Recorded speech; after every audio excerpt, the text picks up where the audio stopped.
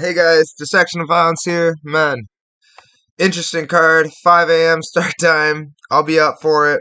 I'm gonna be hating my life for it, but I'll be up. Um, Definitely an interesting card. We have Korean Zombie versus Max Holloway. Let's start it off with the bottom. So we have Sungwoo Choi versus Jarno Errens. So the thing with Sungwoo Choi, he isn't bad. Um, But like he's actually really talented. But the thing with Sungwoo Choi is he makes so many mistakes, and he, I don't know, his grappling isn't the greatest. But it's not like it's weird. Like his fight IQ and there's a few other holes of his, but man, thank goodness he's fighting someone who doesn't have good grappling, or he'd be screwed. But Jarno Aarons isn't a fish out of water, I don't think.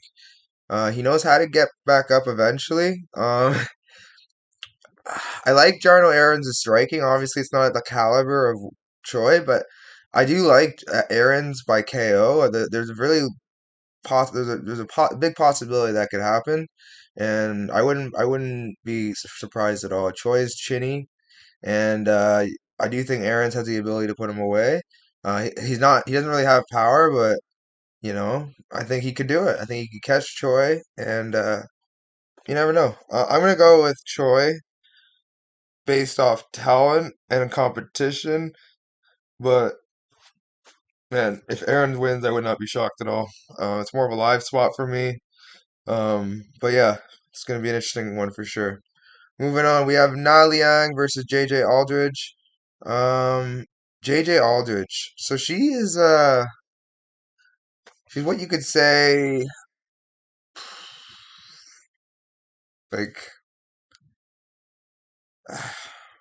I'm trying to think of something like she does a whole lot of things wrong, but doesn't do a whole lot of great things. She's pretty average everywhere, but she isn't bad. She's experienced. Um, I know she didn't look good in her last fight, but I feel like Lipsky and Na Liang are in two different categories. Liang's very experienced, and she has decent power. But her striking's all over the place, and she can't really like she's. I just don't trust Na Liang. And I trust JJ Aldridge a little more. Obviously it's a high price, so I don't know if it's a playable spot, but JJ Aldridge should win this one. It's not really much of a competition fight, competitive fight. Moving on, we have Yasaku Kinoshita versus Billy Goff. So when this fight first came out, I was convinced that Billy Goff is a lock. As this fight's getting closer, I'm seeing some things that's worrying me. Because although Kinoshita has terrible, terrible fight IQ, um, he's man, he doesn't do great with people pressuring him. He's okay. Like he has decent striking, but once it hits the ground, I feel like he's just gonna get mincemeated by Billy Goff. The training at Killcliff could help. I don't know. That's another thing that worries me. But yeah, I seen the line drop. I'm kind of just tempted to ride out my play. I like Goff here. I think Goff wins this. I think he is more well-rounded. The thing that worries me here is Kinoshita has a little bit of talent, and he has a decent power, and Goff's really hittable. Really, really hittable, and his striking is leaves a lot to be desired. It's not the worst striking I've seen, but it's not great. Um, I'm interested to see how it goes. I'm gonna go with Goff here. I just think he's gonna drown Yasoko with his pressure and pace. I'm gonna go with end of round one or round two finish for Billy Goff. Moving on, Rolando Bedoya versus Kenan Song. Kenan Song, he is actually getting. How old is Kenan Song now? He is 33. Training at Killcliff, he definitely has a good chance of winning this one. Um, but it's not actually not a good chance. He doesn't have a good chance. He has a decent chance if he connects. I feel like he's a little more technical than Chaos Williams. Whereas if he lands on Bedoya, he can actually like KO him. He's got that death touch. It's just a matter of can he land on Bedoya. I think Bedoya's confidence and chin will keep him in the fight, and he has decent output as well. I think he's gonna put a pace on Song and just win a decision. Um, could he TKO Song? Maybe he just got finished brutally, but you never know. I'm gonna go with Bedoya here. I think the smartest play is money line. Because I don't really know if he's gonna finish or take him to a decision. Moving on, we got Chidi and Njokuani versus King Prince, what is it, whatever the name, Lord. Oh yeah, it's Lord Michel Oleksiejczuk. Oleksiejczuk is a pressure forward boxer who has not the greatest of cardio. Um, he melted. He's decent. Like that Gamzatov win is decent, but like honestly, I don't know how he's gonna handle Chidi. Um, Chidi's Muay Thai because every time he's gonna come in with his boxing, he's gonna eat a knee. I don't really like. I think Chidi wins this. I'm just leaning Chidi based on the fact that he has a lot of ways to win this fight. I mean, he has jiu-jitsu. He's got athleticism. He's got the death touch as well. I think he can win this fight. I honestly do. He's Michelle Lord Michael is very limited with his skills, and I'm gonna go with Chidi here. I think he is a little more advanced. I'm not saying Chidi's extremely well rounded, but I think he has better skills than Lord Michael here. Oh, the cat walked in. But yeah, moving on. We have Toshiomi Kazama versus Garrett Armfield. So Toshiomi, he's not bad. Um, he's got some jiu-jitsu. He's a jiu-jitsu guy. Uh, he was talking about retiring his last fight. So that's never a good sign to hear. Um, he comes forward. He tries to push the pace. Uh, you know, he doesn't have bad cardio. It's just he's not a great nail, and he can get run over. Fortunately for him, he's not facing you know, the most world caliber opponent, but I'd say he's decent. Gary Armfield, he's got other than a loss to Ronnie Lawrence and the Onama loss, even though it was up a weight class, I think he's done a pretty good in his career. He doesn't have the greatest of wins, but I do think he's a decent opponent for Kazama. I think Armfield has the goods training at Killcliff as well. A lot of guys on this card are training at Killcliff. I think no other team wanted to go to, Singapore, and they're used to traveling, so they're like, ah, whatever. But yeah, I'm gonna go with Armfield here. I think his wrestling is gonna be and his high level rounds in the gym. I think he's just gonna be too much for Kazama on the feet and the wrestling, but it's definitely a tricky one because I could definitely see, I could definitely see, uh, I could definitely see Kazama somehow latching up a sub and finishing Armfield. So Kazama by sub is also an interesting play, but I'm gonna ride with Armfield here. That's a prediction. Moving on, we have Waldo Cortez Acosta versus Lucas Brzeski. Um, Both of these guys, it's low level heavyweights. What do you expect? I don't know what to do with this fight. Honestly, it's a pass for me. I think Acosta wins this though, hands down. But I'm still passing just because he can't address the leg kicks. And Brzeski, he may be a lot of things, but I don't think he has decent fight IQ, and I think it's going to be enough to keep him in this fight. Like I think he's gonna, and I think he could even steal a decision. Um, but yeah, I'm gonna go with Waldo Cortez Acosta. I think he's just gonna be more active on the feet. The cardio advantage goes to him. I say the power advantage on the feet, the athleticism. Um, he may be a little undersized, but I think he's the better fighter. But you never know. Brzeski could come and surprise everyone. Remember, he kept it close with Martin Boudet, but then again, so did a lot of other not great fighters. So moving on, Junior Tafa versus Parker Porter. Parker Porter, according to MMA math, should get slept in round one. And I honestly really want to play that.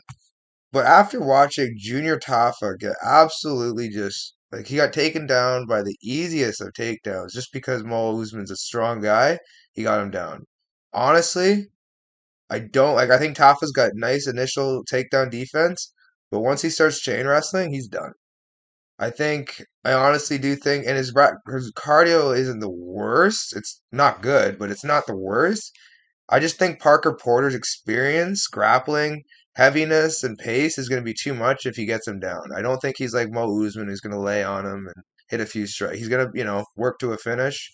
And I do think Tafa, if he's going to get tired trying to get up, and I do think Parker Porter has a good path to victory here, but it's still too worrisome with his chin and his lack of striking. So I'm gonna go with Junior Tafa here, but again, I'm not confident, and I'm not gonna have a play on this fight because this is not a good fight at all. Heavyweight's one of those things where you just usually want to either pass or ride the dog, and you can't do that here. So I'm just gonna pass. Moving on. Uh, Talia Santos versus Aaron Blanchfield. So this is another interesting one. I like Aaron Blanchfield here. I do think she should win this one. She's cold blooded. She is nasty grappling. The thing with her is, her wrestling isn't amazing. She has decent jiu-jitsu wrestling. Like you could tell she trains like 10th Planet style. Like you know, like like you see how Andy Varela does his takedowns. He like spins you around, uses like he grabs your waist almost as he he shucks by and he tries to like pull you down. He looks for like I mean she does go for shots like like traditional wrestling shots, but like you don't see it too often with her. She like it's weird. It's not the greatest wrestling. She sets up her wrestling and striking decently. I think she's very, very good. Her striking is a work in progress. I don't think she'll have an advantage here in the striking. So I think Talia Santos' size and striking should be, and power will have an advantage here. But I just don't think Aaron Blanchfield is gonna, get bullied around by someone who, Valentina out wrestled, So other than the first three rounds, of course, I know the headbutt did, change things, but to be honest, Erin Blanchfield's tough. She ate shots from Andrade and kept giving her. So I'm just gonna go with Erin Blanchfield here. I'd be mad at myself if I didn't go with her. She's so talented. Yeah, I think Talia Santos has quit in her, and I don't think Erin does. I'm gonna draw it too. But yeah, this is gonna be an interesting fight. Definitely don't play this one too heavy. I'm on Erin Blanchfield. By submission. Moving on, we have Rinya Nakamura versus Fernie Garcia. What are we doing here? Fernie Garcia, decent record.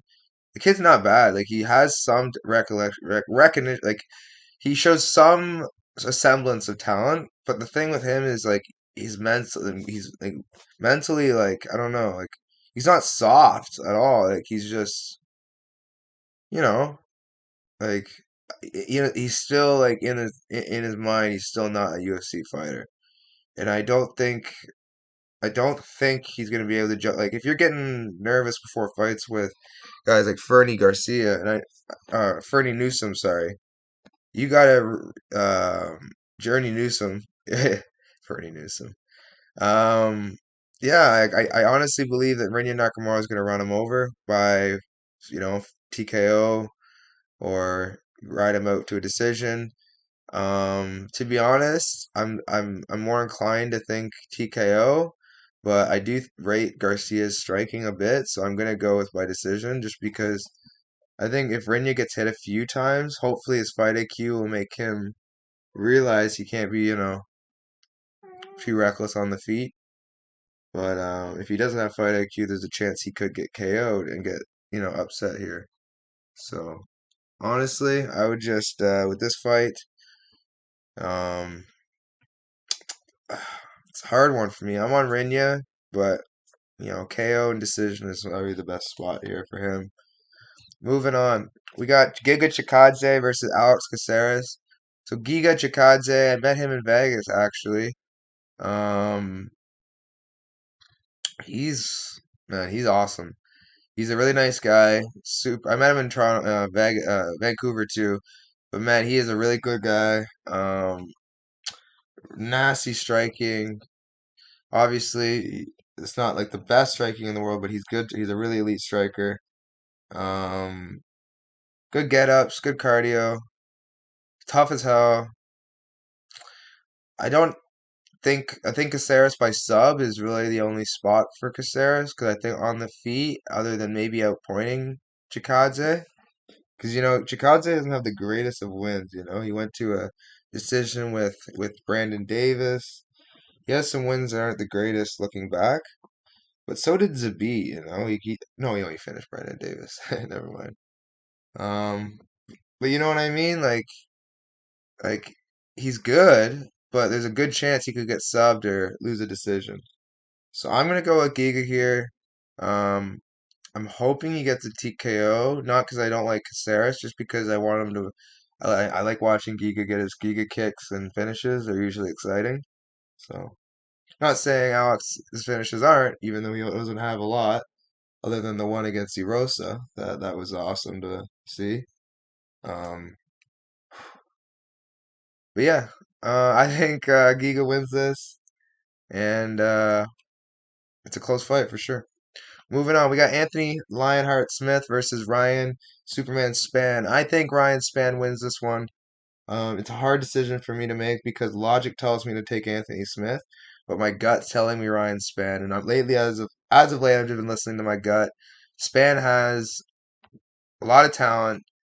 His fight IQ isn't good, and he has knockout power galore. He has okay jiu-jitsu, a purple belt highest level. But Anthony Smith, I believe, has a jiu-jitsu advantage significantly.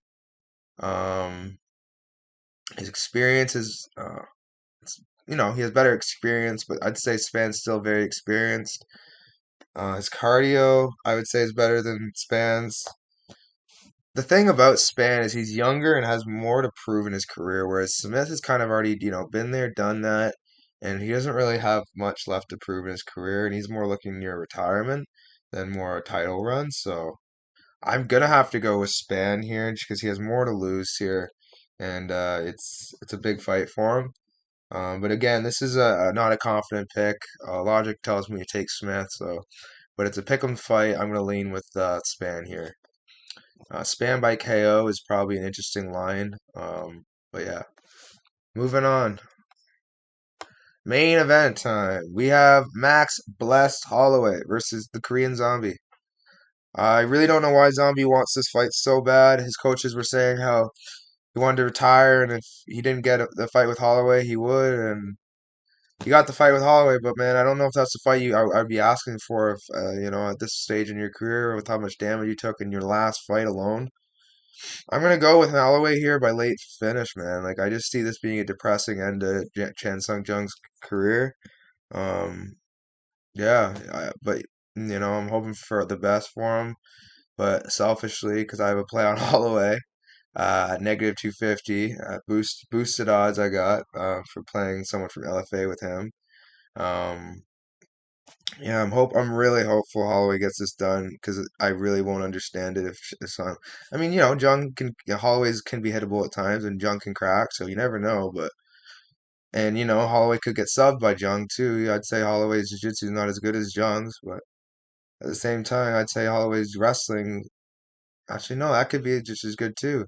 So this could be actually like, according to paper, it could be a closer fight, but I just don't see that happening. I see a Holloway trying to run over him.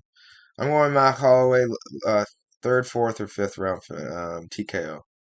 But yeah, it's gonna be an interesting card. If I could go by who I have the most confidence in, I'd have to go Holloway number one, Nakamura number two, Aldrich number three, Acosta number four, Blanchfield number five. All right, guys. You know the drill. Write your thoughts down below. Tell me who you think's gonna win tonight. Tell me, a little parlay you like maybe. I'm gonna give you guys a parlay. At my top five. If I were to give you a parlay, I'm gonna start doing this for you guys. Unless the card's terrible, then I can't do that. But if I give you a parlay, I'm really feeling um Njokuani just for pure value. Njokuani, um maybe Acosta in there, and throw Blanchfield in there for three, and you're gonna get some value. I'm gonna be doing that tomorrow. A little sprinkle, have some fun. I'm not really a parlay guy, but I'm trying to get better at it.